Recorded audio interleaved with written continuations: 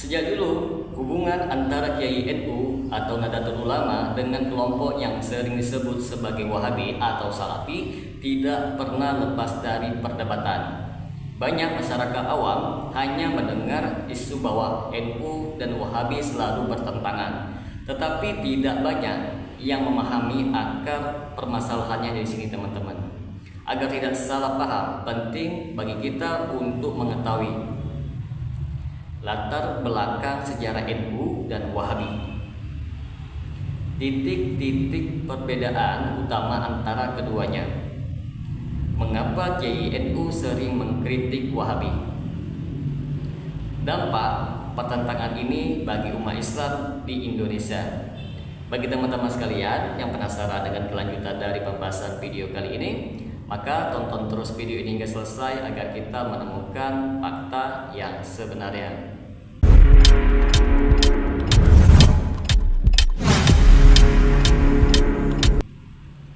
Assalamualaikum warahmatullahi wabarakatuh. Jumpa lagi dengan saya Rio Mulyadi di channel Manhaj Dakwah. Pada episode kali ini kita akan membahas tentang konflik Kiai NU dan Wahabi. Siapa Wahabi? Merusak makam ulama. Siapa pendiri Wahabi? Muhammad bin Abdul Wahhab. Kepada siapa si Abdul Wahhab ini berguru? Kepada orang Yahudi. Ternyata kata orang ini dalil cuma dua, Al-Quran dan hadis. Kira-kira ini kelompok jahat apa gak jahat? Hah? Berarti Wahabi jahat. Jahat pada urusan agama. Maksudnya itu. Jangan takut bilang Wahabi jahat. Kalau takut bilang Wahabi jahat, ini kurang mantap aswajanya itu. Nah, berarti begitu. Karenanya kalau ada orang Wahabi bilang kembali pada Quran dan hadis, harus kita gugat. Pertama, ijma'nya mana? Kok gak pakai ijma'? Mengapa? Pertama, dalil yang disepakati ada 4, salah satunya ijma'. Yang kedua, pada masa salaf, orang yang pertama menolak ijma' itu aliran sesat, yaitu satu kelompok dari Mu'tazilah, namanya kelompok An-Nazamiyah.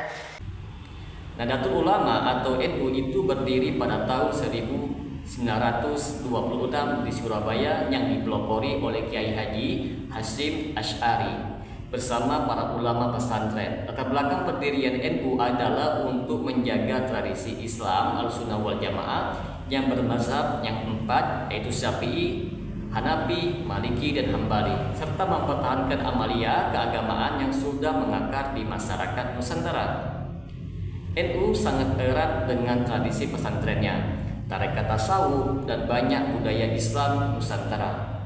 Adapun Wahabi atau Salafi itu berasal dari gerakan dakwah Syekh Muhammad bin Abdul Wahhab di Najd, Arab Saudi.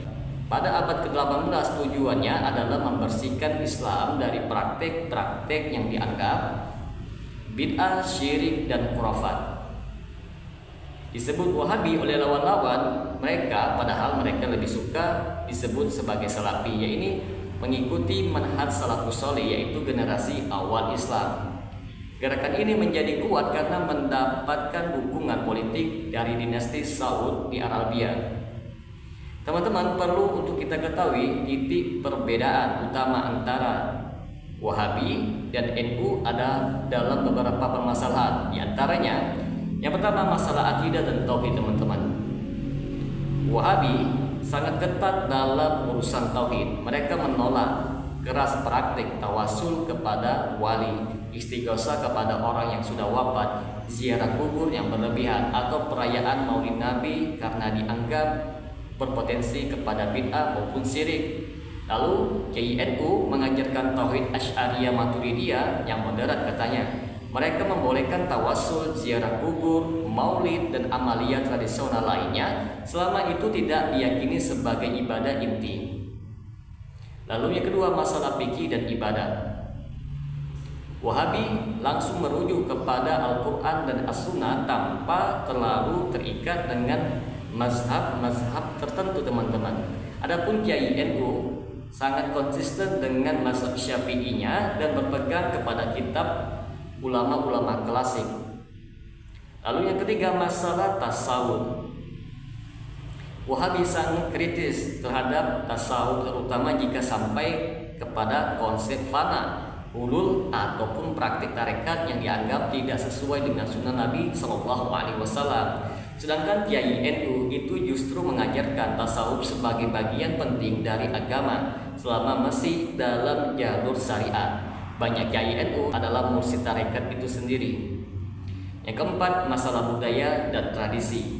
Wahabi itu cenderung menolak tradisi lokal yang tidak ada contohnya di zaman Nabi Shallallahu Alaihi Wasallam.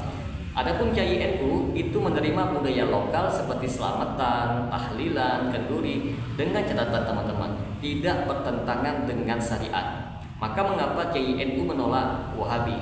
Itu dikarenakan melihat Wahabi sebagai ancaman tradisi Islam Nusantara. Kiai NU khawatir jika ajaran Wahabi itu diterima secara luas, maka amalan-amalan seperti tahlilan, ziarah kubur, maulid Nabi, dan tradisi pesantren akan hilang selamanya. Lalu juga dalam perbedaan metode dakwah, Wahabi sering dianggap keras dalam menyalahkan amalan umat Islam, sementara NU itu lebih mengedepankan pendekatan kultural serta sejarah kompleks. Nah, di masa lalu Wahabi pernah menyerang kota-kota suci seperti Mekah dan Madinah serta menghancurkan kubah makam termasuk makam sahabat Nabi. Hal ini menimbulkan trauma di kalangan ulama tradisional menurut versi mereka. Terus yang jadi pertanyaan di sini, mengapa Wahabi mengkritik NU? Itu dikarenakan menganggap NU mempertahankan bid'ahnya. Wahabi menilai praktik-praktik seperti tahlilan, kenduri, maulid, bahkan ziarah kubur yang berlebihan sebagai bid'ah. NU itu dianggap terlalu kompromi dengan budaya. Bagi Wahabi, Islam tidak boleh dicampur dengan adat atau tradisi yang tidak ada contohnya di masa Nabi Shallallahu Alaihi Wasallam. Perbedaan dasar metodologi Wahabi mengutamakan dalil langsung dari Al-Quran dan As-Sunnah, sementara dari pihak NU mengutamakan otoritas ulama klasik, itu seperti kitab kuning. Disadari atau tidak teman-teman, bagi umat awam perdebatan ini sering sekali menimbulkan kebingungan. Banyak yang hanya ikut-ikutan tanpa memahami duduk permasalahannya. Bagi dakwah Islam, perselisihan ini terkadang membuat umat terpecah, saling mencurigai, bahkan saling menyesatkan. Nah, di Indonesia NU menjadi organisasi Islam terbesar yang dominan, sementara kelompok Wahabi tetap eksis meski dalam jumlah yang lebih kecil. Maka sikap yang harus kita ambil dalam permasalahan ini teman-teman, yaitu menghargai perbedaan umat Islam. Perlu sadar bahwa masalah khilafiyah sudah ada sejak zaman sahabat. Tidak mudah menyesatkan perbedaan. Amalan tidak serta merta membuat seseorang keluar dari Islam. Mengutamakan ukhuwah teman-teman. Perdebatan sebaiknya dilakukan dalam forum ilmiah, bukan di masyarakat awam yang belum tentu memahami titik permasalahannya. Kembali ke tujuan utama, yaitu memperjuangkan Islam, memperkuatkan tauhid, dan menjauhi segala syirik serta perpecahan. Maka dari penjelasan di atas dapat disimpulkan pertentangan antara Kiai NU dan Wahabi bukan sekedar masalah kecil teman-teman, tetapi menyangkut perbedaan cara pandang dalam beragama. NU itu cenderung menjaga tradisi Islam di Nusantara dengan basis mazhab Syafi'i dan tasawuf, sedangkan Wahabi itu berusaha mengembalikan Islam sesuai dengan pemahaman generasi salaf dengan menolak segala praktik yang tidak ada di zaman Nabi Shallallahu Alaihi Wasallam. Keduanya sama-sama mengaku mengikuti Ahlussunnah wal Jamaah, tetapi berbeda dalam penafsiran. Karena itu umat perlu bijak, jangan terjebak dalam fanatisme yang buta, tetapi ambil manfaat dari perbedaan agar Islam tetap kuat dan tidak mudah terpecah belah. Semoga dengan sedikit penjelasan ini dapat memberikan manfaat bagi teman-teman sekalian, dan apabila channel ini dapat memberikan manfaat bagi teman-teman sekalian, silakan like, subscribe, dan share. Semoga bermanfaat. Assalamualaikum warahmatullahi wabarakatuh.